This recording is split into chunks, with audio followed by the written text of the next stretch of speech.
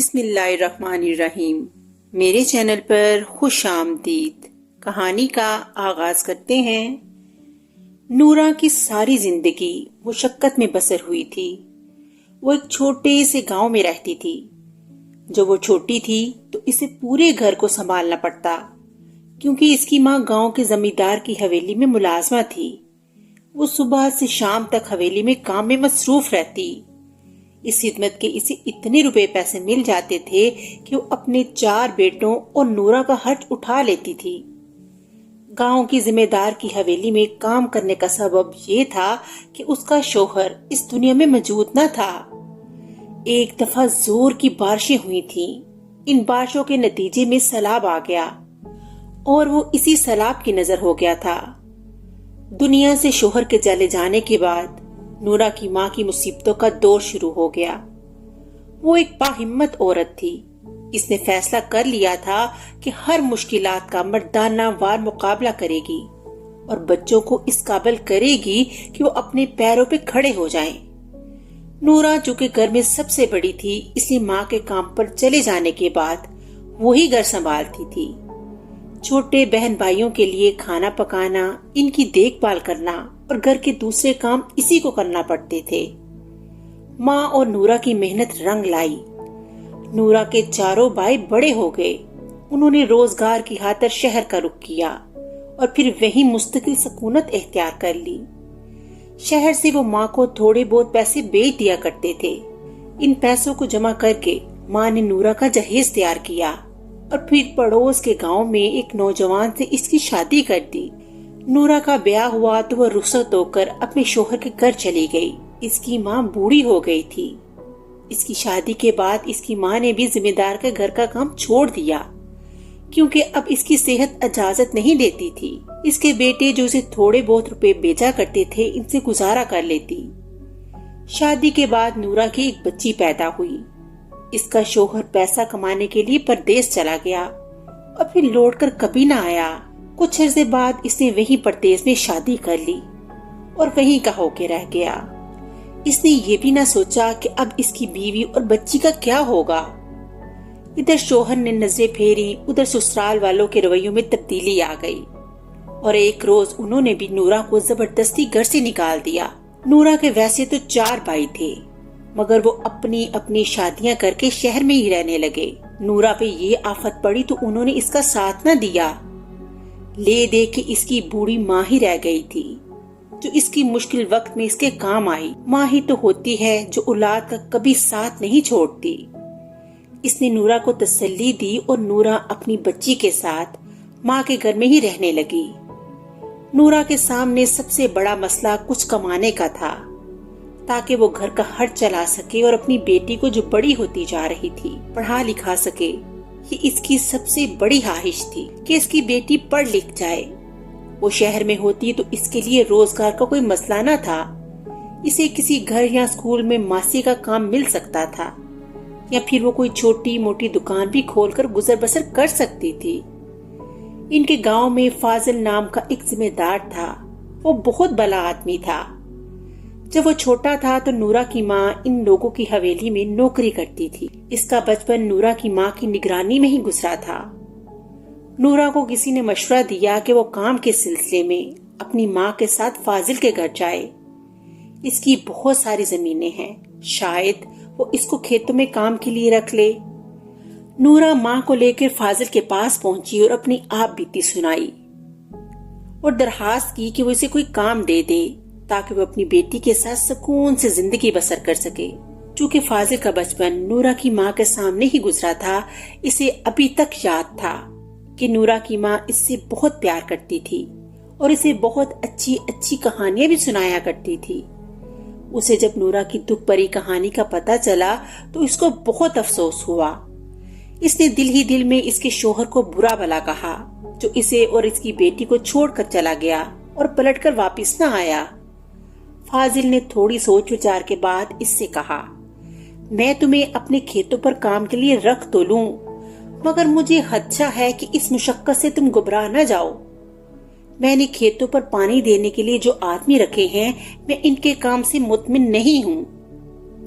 वो जान छुड़ाने के लिए खेतों की आस पास की जमीन तो गीली कर देते हैं, मगर अच्छी तरह पानी नहीं देते।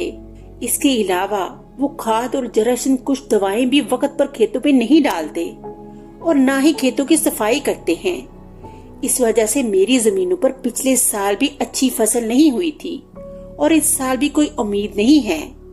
अगर तुम चाहो तो मैं तुम्हें इन आदमियों की निगरानी के लिए रख सकता हूँ। अपनी निगरानी में तुम इनसे काम करवा लेना। नूरा को ये काम बहुत आसान लगा और इसने हामी भर ली। नूरा इस नौकरी के मिल जाने के बाद बहुत खुश हो गई थी और इसने काम शुरू कर दिया। वो जब खेतों पर काम करने जाती तो अपनी बेटी ताबेदार को अपनी माँ के पास छोड़ देती थी। शुरू में तो इसने नूरा को बहुत याद किया, मगर जब नूरा ने इसको प्यार से समझाया तो वो समझ गई। नूरा थी तो औरत, मगर अपनी माँ ही की तरह बहुत बाहिम्मत थी। फाजिल के खेतों में 10 मजदूर किसान का काम किया करते थे और इनके जिम्मे मुख्तलिफ काम थे। इन्हें जब पता चला कि जमींदार ने नूरा को इनकी निगरानी पर रखा है और इन्हें इसकी मातहती में काम करना पड़ेगा, तो इन्हें बहुत बुरा महसूस हुआ। उन्हें पता चल गया था कि अब इनके आराम के दिन गिने चुने रह गए हैं। पहले रोज तो इनमें से किसी ने भी नूरा से बात न की और खामोशी और बेदिली से अपने अपने कामों में लगे रहे। ये जरूर हुआ कि इस रोज खेतों में काफी काम हुआ। खेतों में पानी ट्यूबवेल के जरिए जमीन में बनाई गई नालियों से आता था। इन नालियों की हालत काफी खराब थी। जगह जगह कचरा मौजूद था और बाज जगहों से तो बिल्कुल ही बंद हो गई थी। नूरा ने खुरपी की मदद से इन नालियों की खुद सफाई की और 1 हफ्ते में ही इनकी हालत बदल दी। मजदूर किसानों ने जब इसको भी अपने साथ काम करते देखा तो इनके रवैये में तब्दीली आने लगी। वो अब हंसी खुशी नूरा की बातों पे अमल करते। कभी कभी नूरा घर से सबके लिए मीठे चावल, बाजरे की मीठी टिक्कियां या और कोई ऐसी चीजें बनाकर ले आती थी जो वो बड़े मजे से खाते थे। इसके अच्छे रवैये और मोहब्बत भरे खुश अखलाकी की वजह से किसान मजदूर इसको अच्छा समझने लगे, जिसकी वजह से एक बेहतरीन माहौल बन गया था और सब हंसी खुशी काम करने लगे थे। गांव की दूसरी औरतें भी फाजिल के खेतों पर काम करती थीं, मगर वो हर रोज काम करने नहीं आती थीं। इनका काम इस वक्त शुरू होता था जब फसलें तैयार हो जाती थीं। वो फसलों की कटाई वगैरह करवाती थी, मगर नूरा सुबह मुंह अंधेरे खेतों पर पहुंच जाती और शाम तक मसरूफ रहती। इन लोगों की ये कोशिशें रंग लाईं और कुछ माह बाद ही फाजिल के खेतों में मुख्तलिफ अजनास के बड़े बड़े पौधे लहला आने लगे। ये मंजर फाजिल ने बहुत सालों बाद देखा था। इसे एहसास हो गया था कि इस कामयाबी में नूरा की मेहनत और कोशिशों का बहुत बड़ा हाथ है। इस साल फसलें बहुत अच्छी हुईं और फाजिल को बहुत मुनाफा हुआ। इसने खुश होकर खेतों पर काम करने वाले तमाम मजदूरों को इनाम दिया, जिससे वो लोग भी खुश हो गए और आइंदा मजीद दिल लगाकर काम करने का अहद किया। एक रोज एक अजीब वाकया पेश आया। नूरा के चारों भाई एक साथ आए और माँ से बोले कि इनके बाप का ये घर बेचकर इनको हिस्सा दे दिया जाए। माँ ने इन्हें बहुत समझाया, मगर वो न माने और घर को बिकवा कर अपना अपना हिस्सा लेके चले गए। थोड़ी बहुत रकम नूरा और इसकी माँ को भी मिली, मगर ये इतनी नहीं थी कि इससे गांव में कोई घर खरीदा जा सके। जिस रोज इनका घर फरोख्त हुआ था, इसी रात एक अफसोसनाक बात भी हो गई। फाजिल जिम्मेदार के घर चोरों ने दावा बोल दिया। इसके तमाम घर वाले सोते के सोते ही रह गए और चोर तमाम जेवरात और नकदी लेके चलते बने। फाजिल बहुत परेशान था। इसकी जिंदगी भर की कमाई देखते ही देखते इसके हाथों से निकल गई थी। इसकी बीवी रो रो कर हलकान हो गई थी। इसको इन जेवरात और नकदी के चले जाने का बेहद मलाल था। इस वाक़े की रिपोर्ट गांव के थाने में भी दर्ज करवा दी गई, मगर फाजिल को उम्मीद नहीं थी कि चोर पकड़े जाएंगे। वो तो सब्र करके बैठ गया। इस वारदात के अगले रोज की बात है कि फाजिल के इल्म में ये बात आई कि नूरा की माँ ने बेटों के कहने की वजह से अपना घर बेच दिया है। इसे एहसास हो गया था कि अब दोनों माँ बेटी बेआसरा हो गई हैं। वो एक नेक दिल आदमी था और इनके पास आया और बोला, तुम फिक्र मत करो, गांव में मेरा एक और भी घर है, वो सालों से खाली पड़ा है। تم لوگ جب تک جی چاہے اس میں رہ سکتے ہو۔ دونوں ماں بیٹی نے اس کا شکریہ ادا کیا اور اپنا سامان لے کر فوراً نئے گھر میں آ گئیں۔ گھر بہت بڑا تھا، اس میں کشادہ صحن بھی تھا۔ نورا نے جب گھوم پھر کر گھر کا جائزہ لیا تو ایک بات دیکھ کر پریشان ہو گئی۔ نیم کے درخت کے نیچے اسے تقریباً 1 گز زمین ایسی نظر آئی جو تازہ تازہ کھودی ہوئی تھی۔ اس کے کانوں میں فاضل کے الفاظ گونج رہے تھے کہ گاؤں میں میرا ایک گھر ہے، وہ سالوں سے خالی پڑا ہے۔ اس نے سوچا جب یہ گھر سالوں سے خالی پڑا تھا تو پھر یہاں زمین کون کھود گیا؟ رات کو کھانا کھا کر وہ بستر پہ لیٹی تو اس وقت بھی وہ یہی سوچ رہی تھی، آہے اس سے صبر نہ ہوا۔ اس کی بیٹی تابیدار گہری نیند سو رہی تھی۔ نورا نے اپنی ماں کو ساتھ لیا اور فاضل کی حویلی جا پہنچی۔ فاضل اپنی بیٹھک میں اداس بیٹھا تھا۔ دولت کے چوری ہو جانے کا اس کی بیوی کو بہت افسوس تھا۔ وہ اس صدمے سے بیمار پڑ گئی تھی۔ کچھ دیر پہلے معالج اسے دیکھ کر گیا تھا۔ فاضل نے جب نورا اور اس کی ماں کو اتنی رات کے اپنے گھر آتے دیکھا تو اسے حیرت ہوئی۔ نورا نے اسے کھودی ہوئی زمین کے بارے میں بتایا تو وہ بھی سوچ میں پڑ گیا۔ اس کو دال میں کچھ کالا نظر آیا۔ اس نے اپنے 2 ملازموں کو اپنے ساتھ لیا اور نورا کے ساتھ اس کے گھر پہنچا۔ اس کے حکم پر اس کے ملازموں نے زمین کھودنا شروع کی۔ زمین کھودنے میں انہیں کوئی دشواری پیش نہ آئی کیونکہ زمین کی مٹی بہت نرم تھی۔ ابھی انہوں نے 2 فٹ گہرائی سے ہی مٹی نکالی تھی کہ ان کی کھدال کسی لوہے کی چیز سے ٹکرائی اور ایک عجیب سی آواز پیدا ہوئی۔ فاضل اس آواز کو سن کر حیران ہو گیا۔ ملازموں نے کھدال اور بیلچہ ایک طرف رکھ کر خاص سے مٹی ہٹائی۔ جب مٹی ہٹی تو انہیں لوہے کا ایک صندوق نظر آیا۔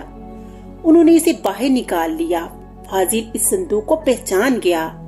یہ صندوق اسی کا تھا اور چور اس میں سامان بھر کر اپنے ساتھ لے گئے تھے۔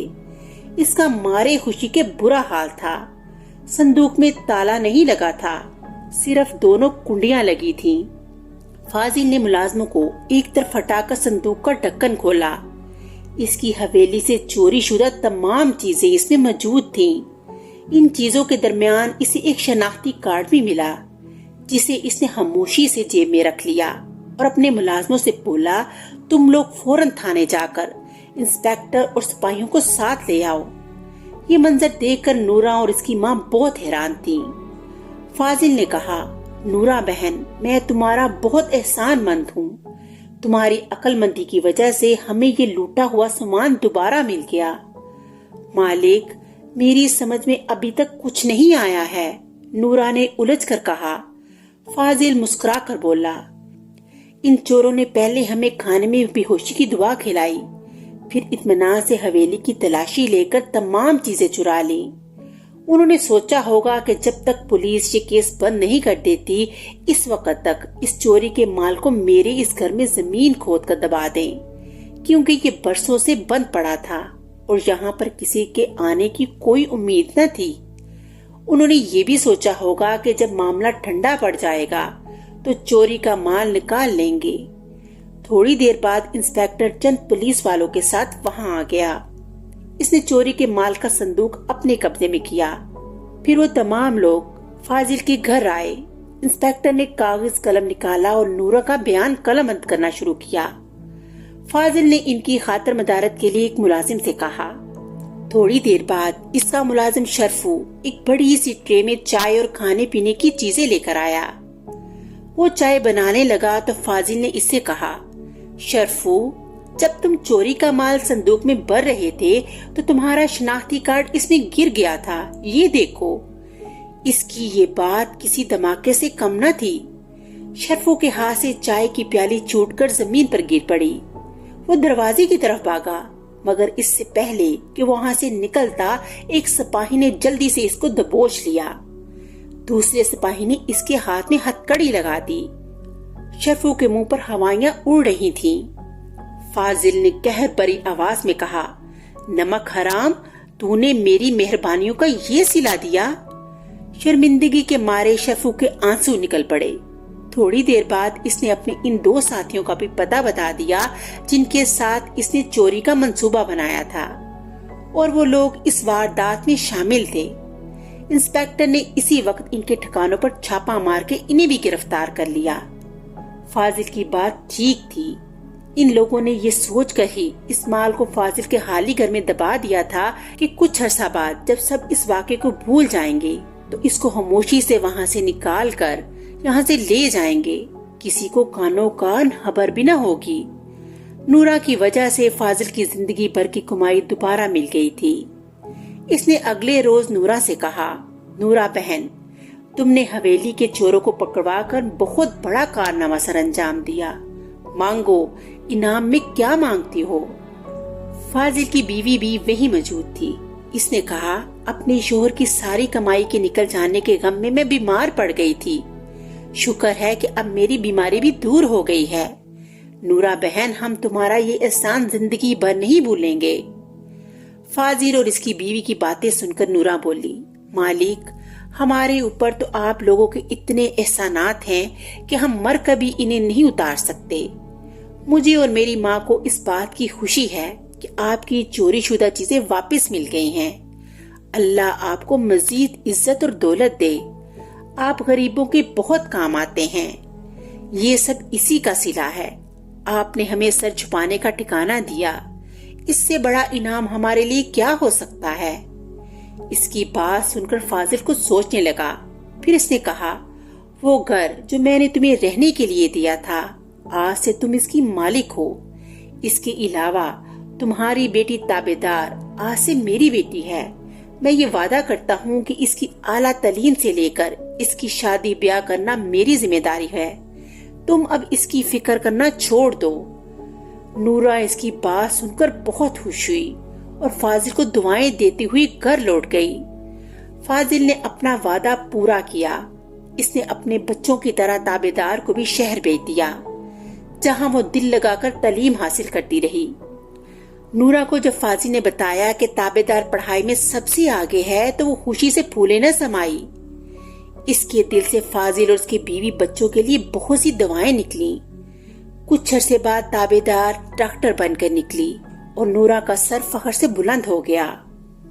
इस तरह कहानी का इख्तिताम हो गया। अगली कहानी के साथ फिर मिलेंगे। तब तक के लिए अल्लाह हाफिज।